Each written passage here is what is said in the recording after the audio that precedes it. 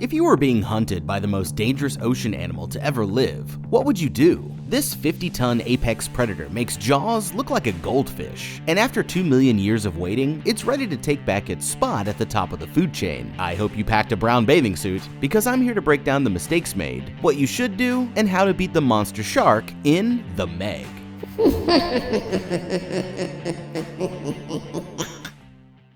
This team of scientists is about to make the most horrifying discovery of their lives. Deep at the bottom of an ocean trench, this guy Jonas and his team of rescue divers climb aboard a destroyed submarine and split up in search of survivors. As Jonas carries the last guy out, something huge crashes into the side of the sub, knocking his team off their feet and circling back for another strike. This time it damages the hull, and water begins to flood in, threatening to drown them if they don't get out soon. Jonas makes it aboard with the survivor, but his teammates are still trapped inside. If they don't go now, then they'll all end up dead. So he makes the difficult choice and closes the hatch, leaving his men behind. Coming soon to a theater near you, How to Beat's official Patreon. All the guts, all the blood, all the screams, plus nasty extras. How to Beat's Patreon. 2 times the shock, 2 times the terror, 2 times the subscription levels. Have a damn good day, and it only gets better. Both levels bid you welcome to pre-sales for ghoulish official How to Beat merchandise and support the evil scientists behind the How to Beat videos. It only gets better. Subscribers are invited to the X-rated party.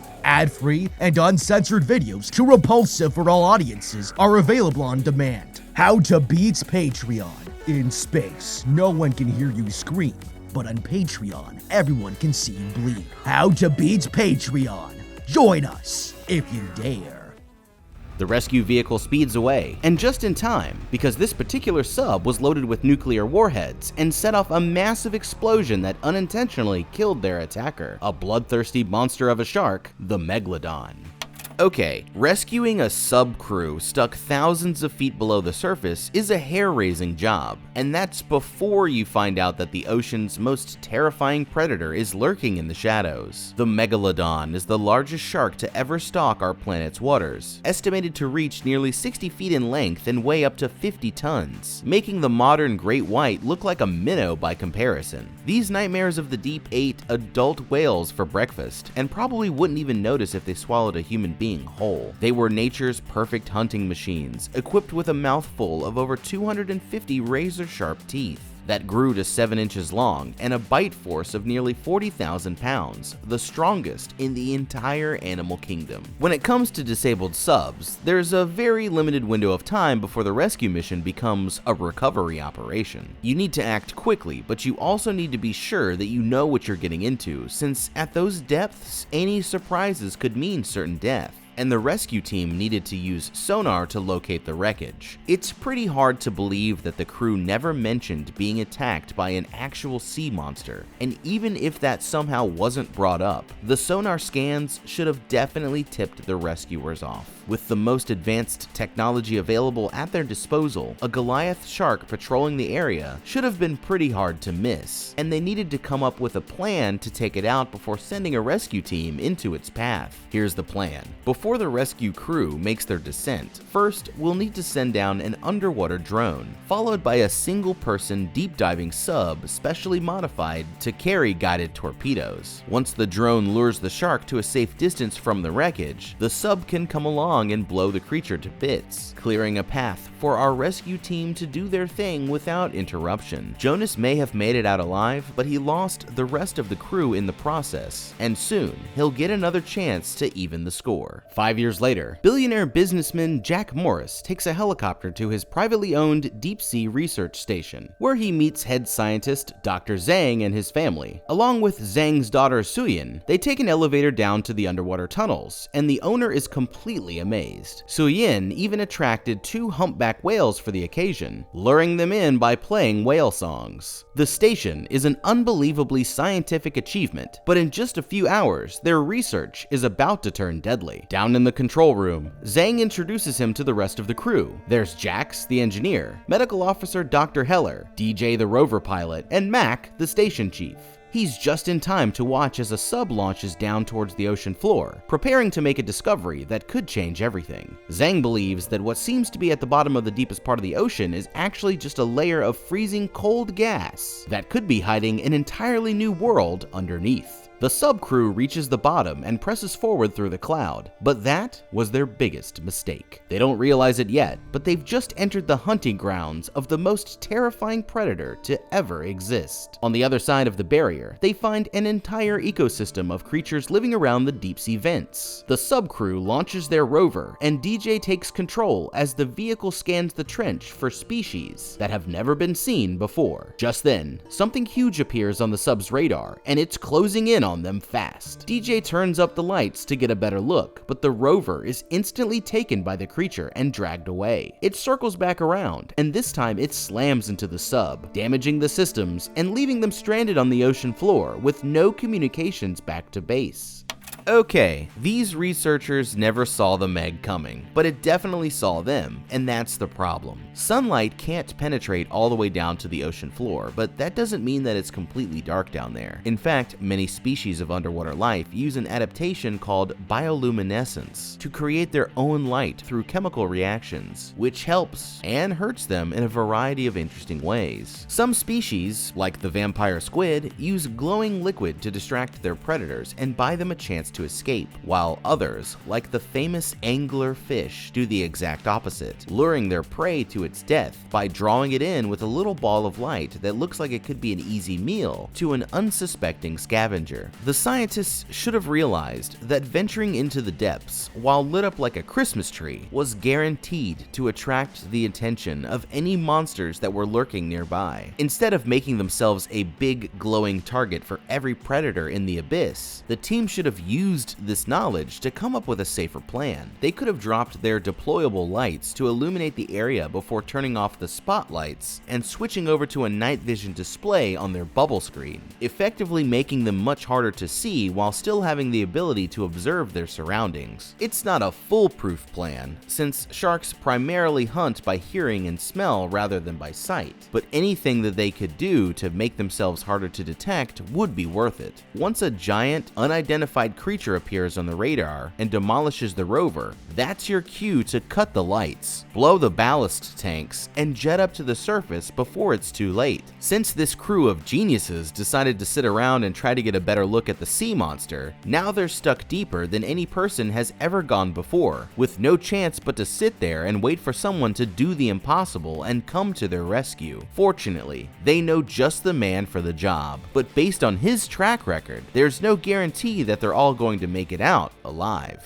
The surface team calls for an emergency meeting where Dr. Heller explains that he still has access to the crew's vital signs. They're all still alive, for now, but unfortunately, their options for a rescue plan are limited. The sub's ballast valves are jammed, which means that it can't rise to the surface by itself. And if they try to tow them out, there's a 50-50 chance that the tanks will explode, busting the capsule and killing them all. Connecting straight to the hatch won't work either, since it's too badly damaged. They're stuck more than 6 miles below the surface, and only one man has ever attempted a rescue at that depth and lived to tell the tale. But after what happened on his last mission, some of them don't want to call him in. It's a heated argument, but Zhang says that they have to consider all of their options, and the decision is made. Jonas is going to get his shot at redemption, but first, they'll have to track him down. Meanwhile, at a dockside bar in Thailand, the disgraced rescuer is drowning his sorrows away, one beer at a time, trying his best to forget the time he left his friends to drown, literally. After waking up from a quick power nap, he hops on his tiny motorcycle and drives back to his apartment, where he sees a helicopter parked across the street. Mac and Zhang are waiting for him inside, but he already knows what they're about to ask, and flatly explains that there's nothing they can say to get him back in the water. About 10 seconds later, they tell him that his ex-wife Lori is on board the sub, and just like that, Jonas is out of retirement. Time is running out. This guy Toshi starts writing a letter to his wife in case he doesn't make it, but that's when they manage to restore power to the computer computers, and life support. Suddenly, Lori's face drops as she realizes the danger that they've put themselves in. She tries to shut off the lights, but it's too late, and an enormous creature rams into the sub, sending everyone flying. As if things weren't bad enough already, Lori gets up only to realize that she's just taken a sharp piece of metal to the kidney. With no chance to escape, they shut off the lights, stuck like canned sardines, unless one bald and burly hero can come to their rescue. The sub is leaking oxygen, leaving the crew with only a few hours to survive. So Soyeon decides that she's going to take her own vehicle to try and tow them out, putting her life on the line to save the team. Soyeon boards her glider and descends into the water, plummeting down past the tunnels and towards the depths below. Jonas and the others arrive at the station, and after a quick checkup with his old pal, Dr. Heller, he's cleared for action. The rescue is on. With his tools loaded onto the sub, Mission Control clears him for departure, but PTSD kicks in as he stares into the abyss like he can hear the dying cries of his fallen brothers. Just when everyone starts to get worried, he launches towards the depths, manually diverting power to the motors for a more rapid descent. With rescue on the way, the chief tells Soyeon to return to the surface, but she refuses to back out, pushing through the cloud and into the hunting grounds. She scans the trenched floor, eventually finding the stranded sub, which is when all hell breaks loose. Something huge flips her glider upside down, but this is no shark. Its tentacles wrap around the capsule, revealing that she's actually being attacked by the submarine's greatest natural enemy, a colossal giant squid. Just when it looks like it's about to crush the pod and suck Soyeon out like an oyster, the squid mysteriously lets go, falling victim to the real apex predator, the Meg itself. Soyeon and the team on the surface realize that Jonas wasn't crazy after all. He breaches the cloud and tells Soyeon to cut her lights, but the system is badly damaged and takes too long to be shut down. The shark circles back, about to finish her off until Jonas launches a bunch of flares, luring it away. With her glider damaged, she takes her only shot at escape and launches back to the surface, leaving Jonas to complete the mission alone. Hooking onto the hatch, he uses some tools to break his way in and starts to pull the others up to safety. Sure enough, the shark returns, and if it hits the vehicles while they're still attached, everyone is going to die. That's when Toshi slips the letter into his friend's pocket before sealing the hatch, sacrificing himself so that the others can get away. In an instant, the Meg crushes him in its jaws, destroying one of the thermal vents in the process. But the chaos is only just getting started.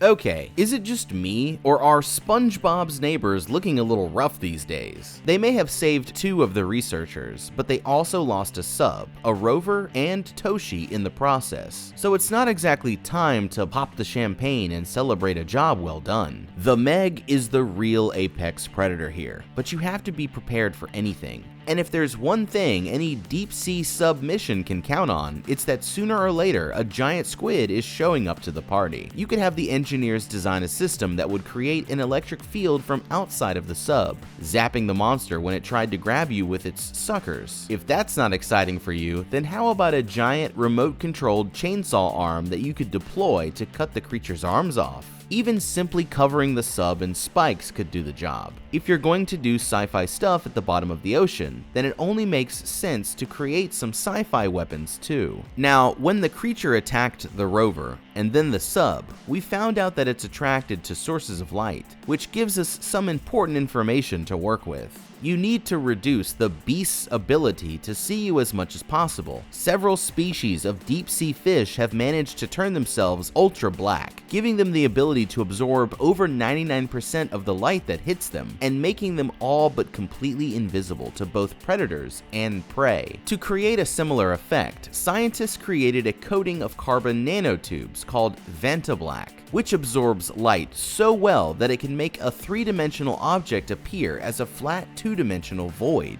Vantablack coating is also extremely hydrophobic, which could affect the operation of the sub, but I'm not going to sit here and pretend like I completely understand how it works. That's why the engineers get paid the big bucks. By designing the sub to absorb as much light as possible, this would make it much harder for any giant squids or megalodons to spot me cruising below the surface, and just might give me the advantage that I need to get the job done. But you might also want to consider using the shark's attraction to light to your advantage. I'd want to arm my sub with deployable beacons that are rigged with high explosives. Then, as soon as it showed up, I'd speed away to a safe distance from the wreckage before launching the lights and waiting until the shark got close to detonate the charges. If you could take out the big threat, then the rest of the rescue should be a breeze, and you might even actually save everyone this time around. Speaking of saving everyone, Toshi's sacrifice was very heroic but also very stupid.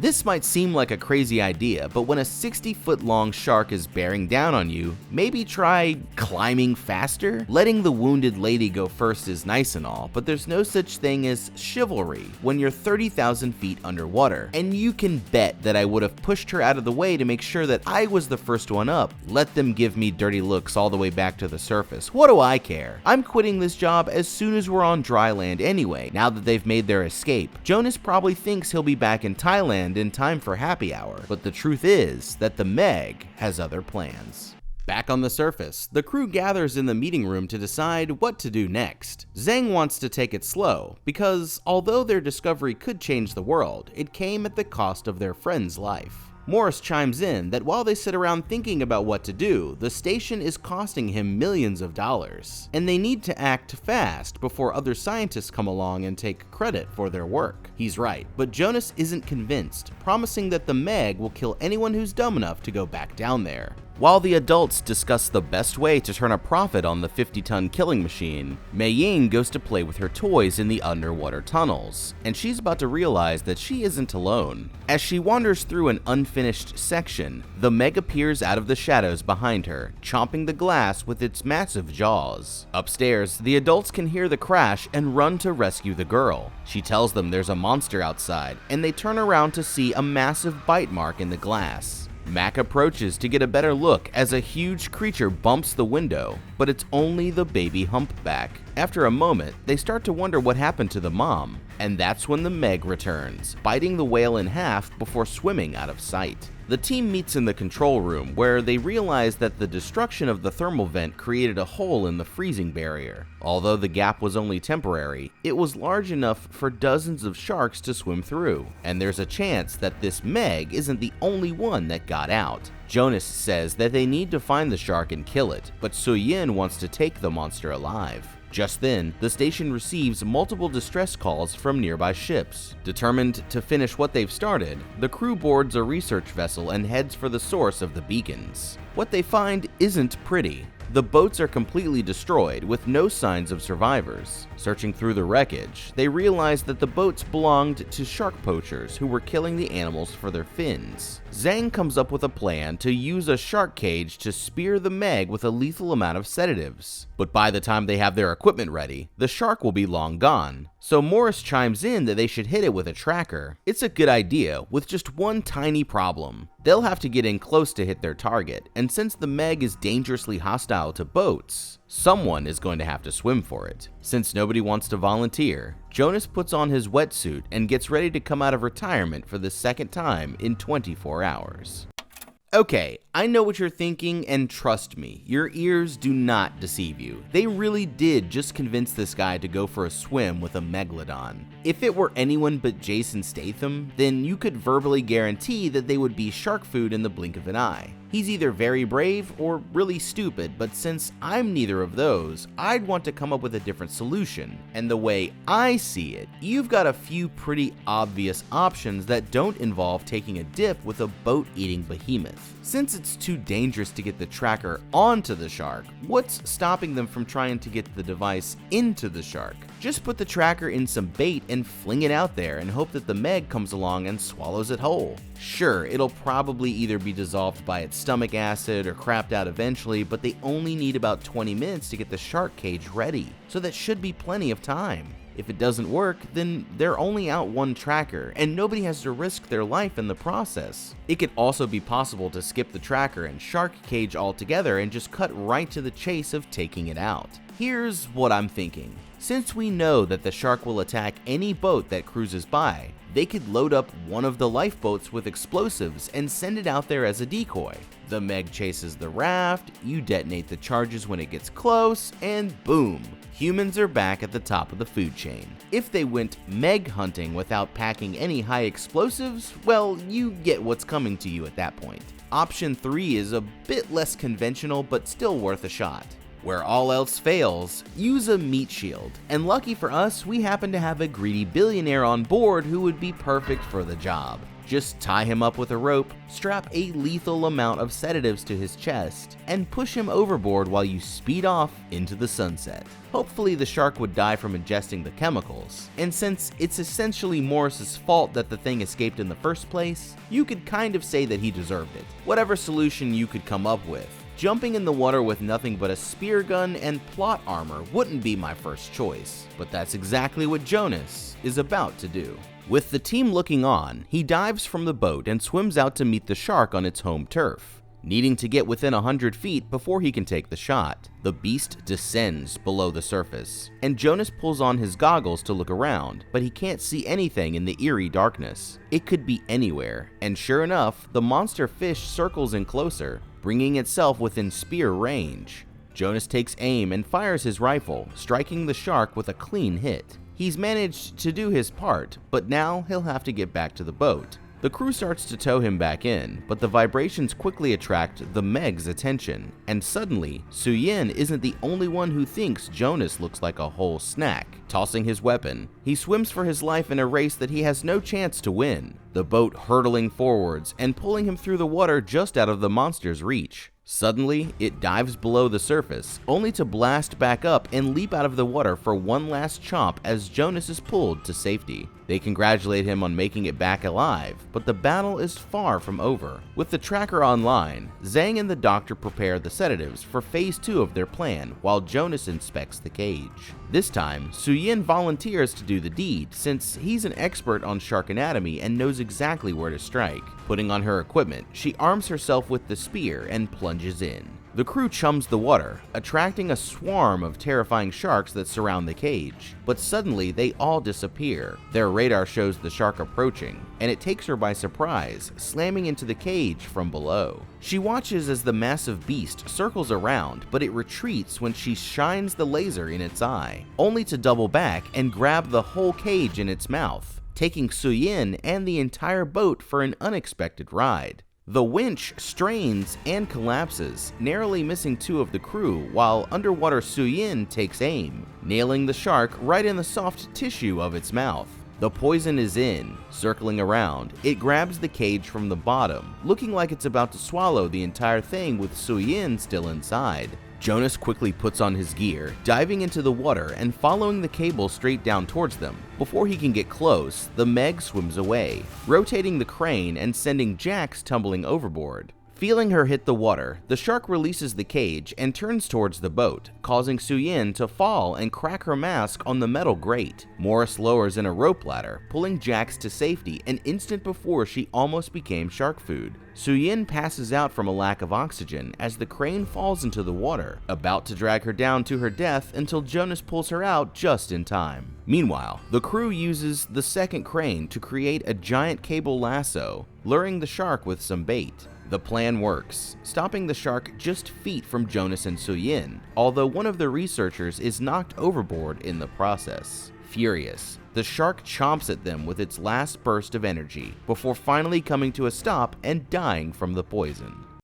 Okay, this guy really just went for a swim with the Meg twice in the span of half an hour and lived to tell the tale. What a Chad. The thing is, his plan only worked by dumb luck. If the crane hadn't snapped and pulled the cage away, then he was basically just serving himself up to the Meg as a 2-for-1 combo meal. Once the shark started trying to swallow the cage whole, the way I see it, you've got 3 options. The most obvious and least dangerous to your own life is to just release the cable and let it take her, which I'm perfectly okay with, even though it's definitely not the most heroic outcome. Looking at it from a purely practical standpoint, point, the poison was in, which means that the Meg was going to die either way. Suyin knew the risks when she got in the cage, so I'm in no way obligated to put my life on the line to get her out of harm's way. This would leave poor little Mai Ying without a mom, but she could always go live with her dad and that Pilates instructor that he ran off with in Taipei, and at least she'll know that her mom died a hero. She's got two parents, but I only have one life, so you do the math.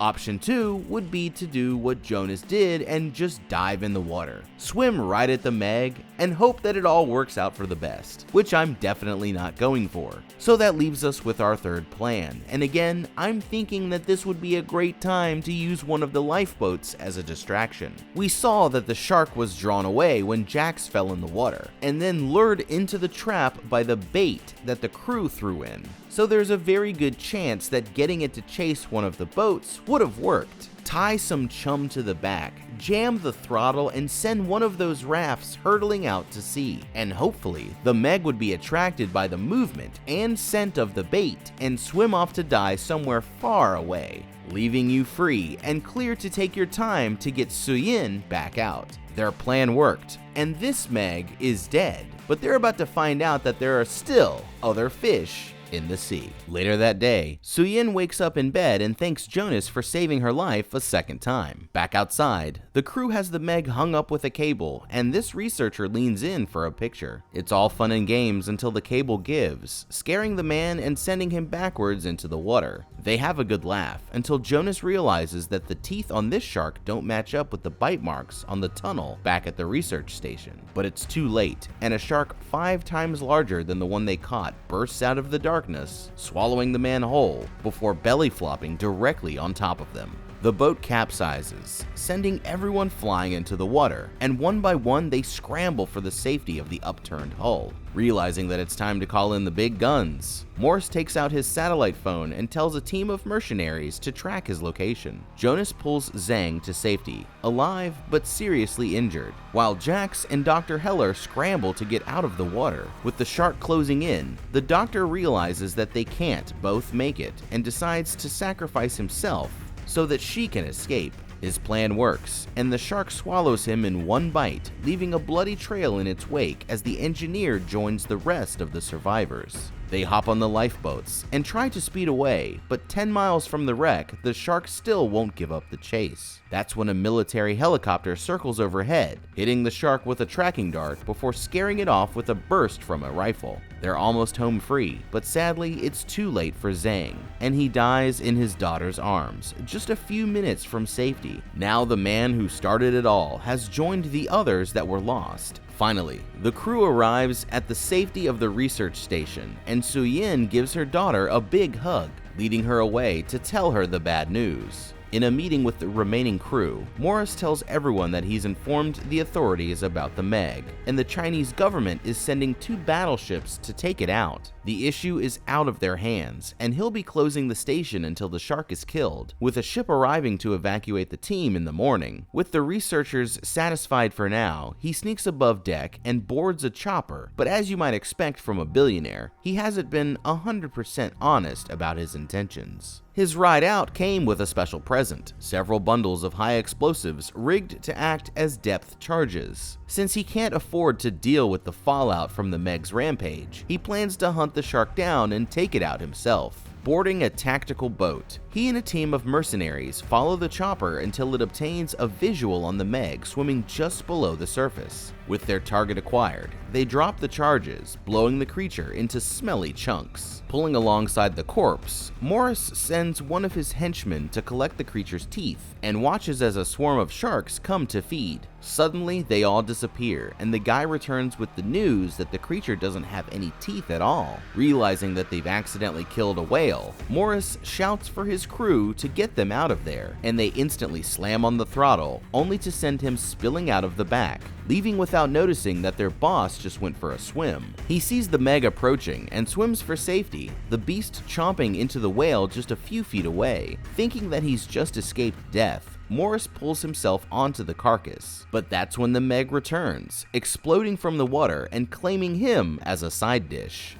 Okay, talk about a horrible boss. I think we all saw this coming, and after all of the trouble he's caused, and innocent employees who've literally died so he could follow his dream, I can't say I'm sad to see this guy go. He may be dead, but the rest of the crew still has to clean up his mistakes. And I think it's safe to say, Morris, you f***ed up. Let's start at the beginning. When you decided to take your enormous wealth and dump it into a deep-sea research station, instead of doing something productive like feeding the needy or launching a $250,000 sports car into space. Haven't you ever seen Jurassic Park, you idiot? You've gotta know that as soon as a greedy businessman and naive scientists get together, what always follows is untold bloodshed. How many times do we have to go sticking our noses where they don't belong before we come to terms with the fact that some things are better left in the past, especially when it comes to prehistoric monsters of the deep? As if erupting a hydrothermal vent and opening up a portal to the abyss for 60-foot-long apex predators to swim right on through wasn't bad enough, you decided to lie to your employees, leaving them stranded at sea before hopping in your helicopter and taking matters into your own hands in an attempt to avoid a well-deserved public relations disaster.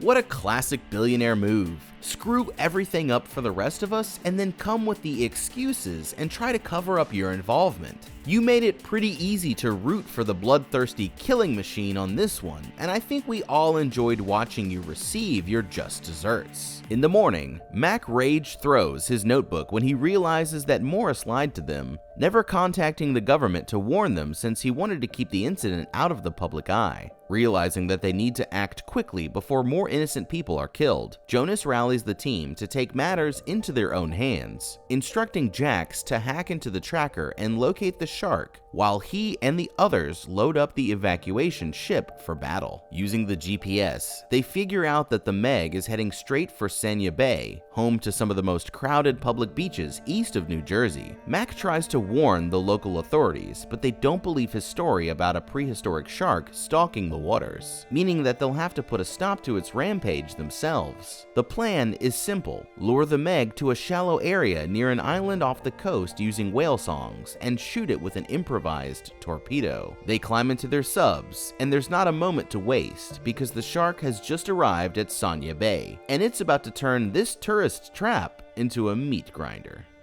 Okay, it's time for the final showdown, and it would have been really nice to get some backup. I've gotta ask, what was Mac thinking, telling the government that a prehistoric shark was on the loose? They're obviously not going to believe that, and it would have been a much better bet just to say that a huge group of regular old sharks was on its way instead. This way, the beaches would be evacuated, and the military could just figure out the real truth as it went along. With any backup from the authorities out of the question thanks to Mac's bad leadership, the plan to play whale songs actually gives me an idea for how we might be able to get some less conventional reinforcements. Hear me out. You've heard the expression that the enemy of my enemy is my friend. Well, in this case, the shark is our enemy. So the next logical question is, what is the enemy of sharks? And lucky for us, there actually is an animal out there that even great whites are afraid of. Orcas, aka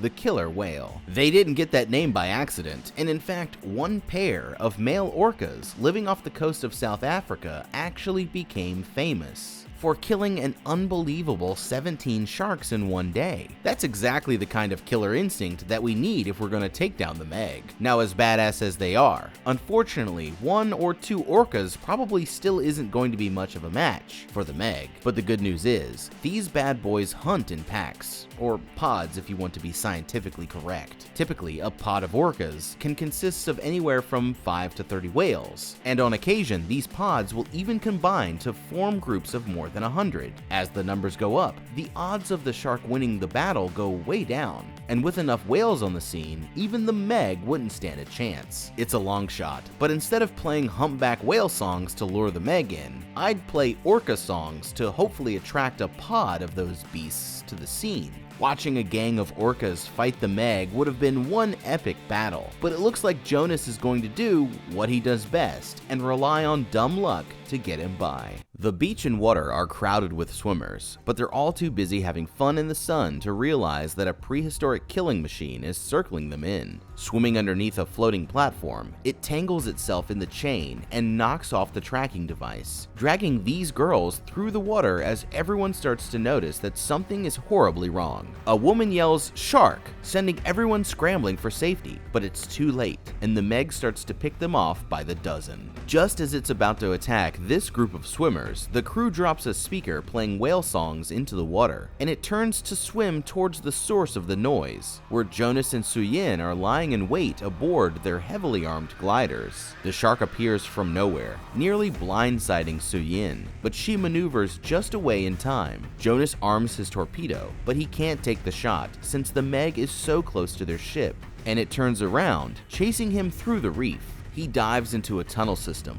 narrowly avoiding the monster's jaws, but damaging his sub in the process. As he exits the reef, he circles back towards Suyin, using the boat's propeller to buy him space so that she can line up her shot. She fires the torpedo, setting off an explosion so big that nearby news helicopters come to take a look, but it's a miss, and the Meg is still on the attack. This time, Suyin lures the shark Jonas's way, but when he tries to fire, he realizes that his torpedo is jammed. The Meg chases him under the boat as the two distracted helicopters slam into each other, one crashing down on the ship, causing everyone aboard to leap into the water for safety. With the crew in danger, Jonas leads the Meg away from the ship further out into open water. Out of options and artillery, he has one last idea and races straight towards the beast, faking up before pulling back down and using the damaged wing of his glider to slice open the monster's stomach from below. It's a devastating blow, but not enough to stop it, and the sub is out of juice, leaving him stranded as the Meg circles around and takes the glider in its jaws. Its teeth puncture the bubble, and Jonas kicks his way out just in time, hooking himself onto its side with his diving knife and driving a sharp piece of metal straight into its eyeball. Now it's time for nature to take its course, and a swarm of sharks arrives to finish the job,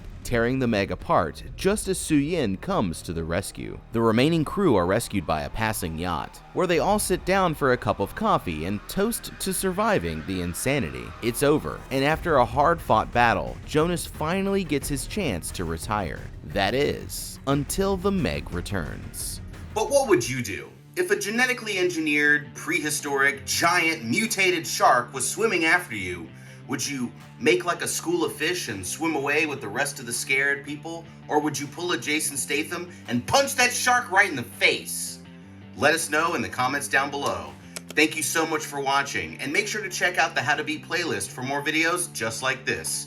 This is a reminder that we also upload new videos on Wednesdays and Saturdays. Until next time, have a damn good day.